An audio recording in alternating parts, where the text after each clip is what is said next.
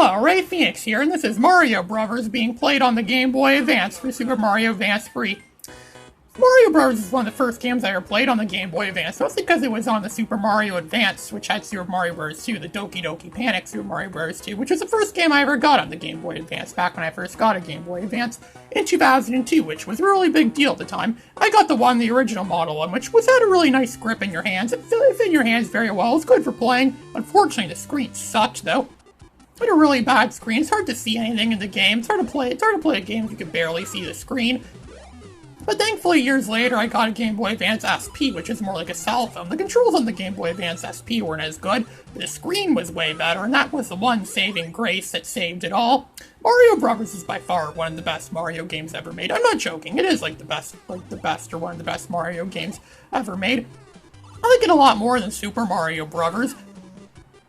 I find it's more challenging, it's more fast-paced, it has more to offer, it has more content to offer. It always gives you a challenge, it always makes you run around and jump around. There's no, it's very random, too. There's no, it's hard to plan out everything accurately. People plan out Super Mario Bros. All the time. Why aren't there so many speedruns of that game where people play through the entire game in 5 minutes? There's none of that in Mario Bros. It would probably take you several hours if you were to play through the whole game. Heck, I never beat this game before. I don't even think it's possible to beat this game. It would probably take several hours to do such a thing like that. Like that guy that played Pac-Man in 1999 for 6 hours straight and he eventually beat the game. And that game didn't have an ending. A lot of those classic arcade games didn't have an ending. I really miss the days when Nintendo made, classic arcade games like this.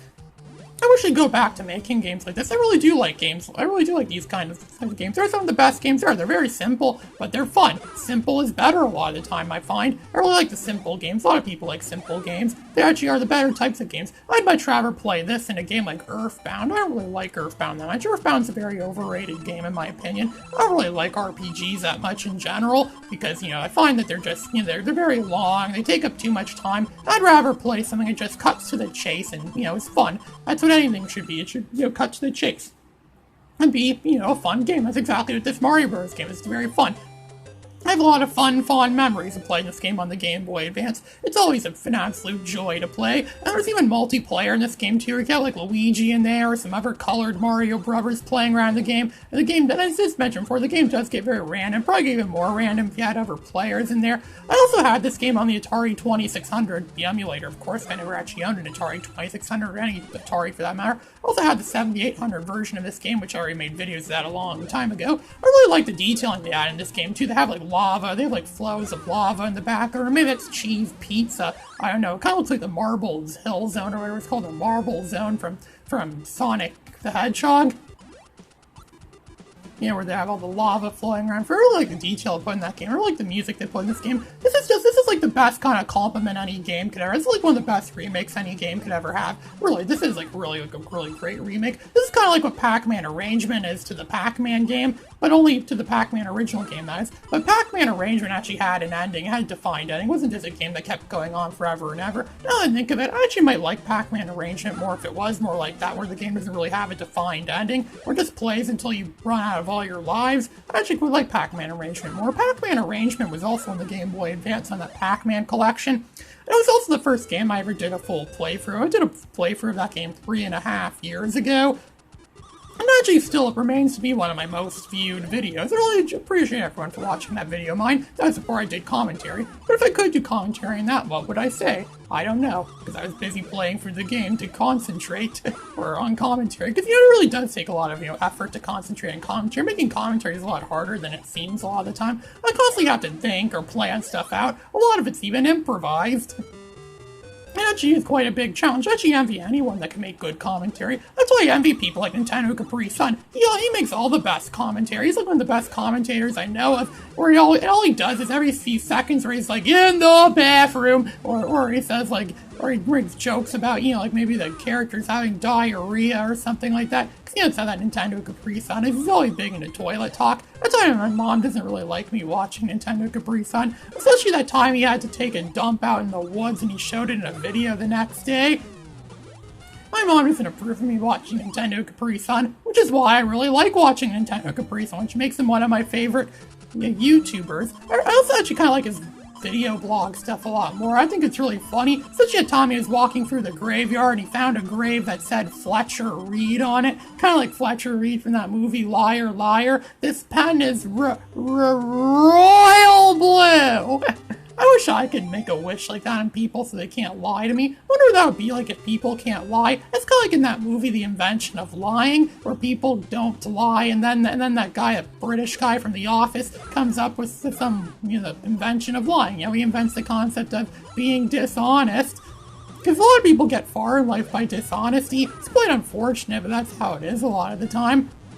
I also wish they make Mario Brothers games on more sophisticated systems as well too. Like GameCube, for example. If they made a game like this on GameCube with 3D graphics and a lot of other extra stuff too, I actually would, totally buy that. It's because this game came out in the early 2000s, which was back in a time when people were still, very much into making remakes of classic games. They actually were quite big in the 90s, especially with that Ms. Pac-Man game in the early 90s. That was on the Genesis and SNES. And then there was also that what else? There was Space Invaders, which came out on the PS1 and N64. There was Xevious 3DG, a 3D remake of Xevious. There was some 3D Pac-Man games that were out at the time too. There's Pac-Man Adventures in Time, which is a really awesome Pac-Man game. It only came out on PC. I'll make a video of that eventually. Then there was Pong the Next Level. It was like a 3D Pong game. I still have yet to make a video of that game, that Pong the Next Level. It actually is a really good Pong game. People make fun of me for liking that game. It's like, Pong? This one was Pong fun. You got Pong? That's lame. Yeah, but they never played Pong the Next Level before, because clearly if they knew what it was, they wouldn't be saying that if they knew what Pong the Next Level was.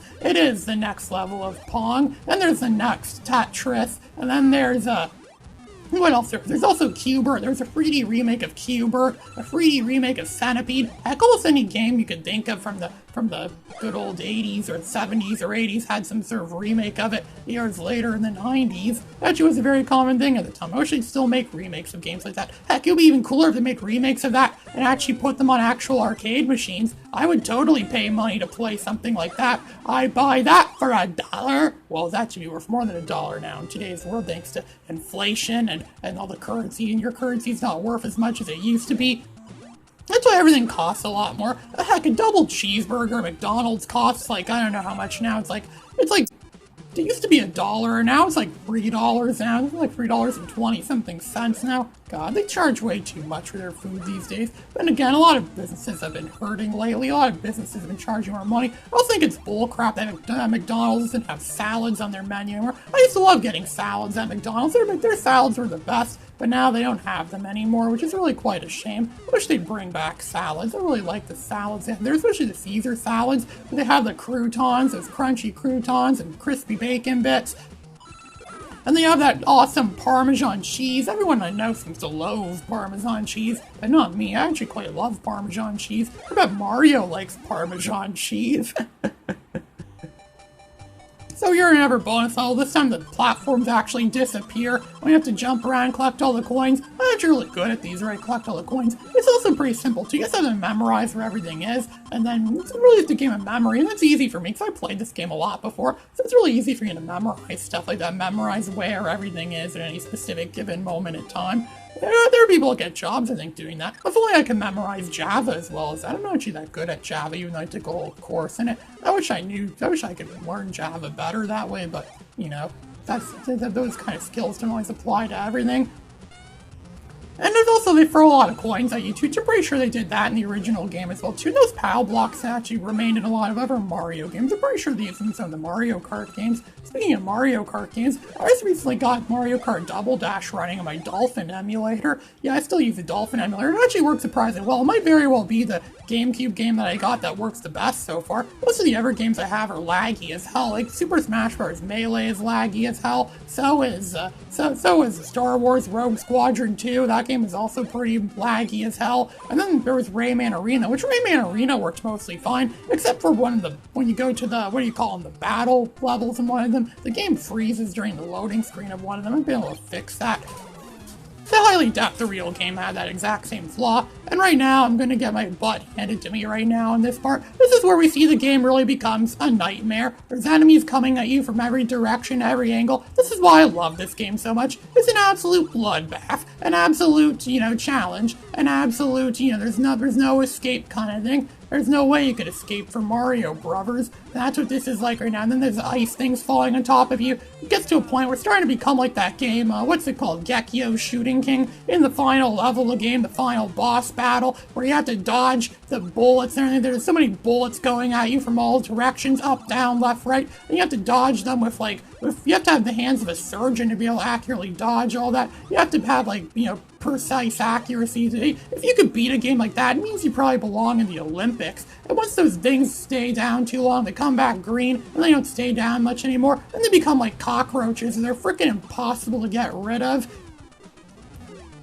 And ironically enough, Mario's pretty much being pest control in this game, where he's bugging, where he's destroying pests. Mario's not a real plumber. He's always some kind of, pest control plumber, obviously, because he's fighting against, you don't see things like that in the drain pipes. I've never done any plumbing work myself before, but I'm pretty sure plumbing isn't like this in real life, where they have monsters coming out of the drain pipes and monsters coming out of stuff. These are monsters that probably live in your house. They probably sleep under your bed, and they probably scare you in the middle of the night. They probably want something from you. I don't know what they'd want from you, but they probably do something. They probably jump at you in the middle of the night. Man, they steal your toys, they steal your stuff, they steal your finances, they steal all kinds of stuff.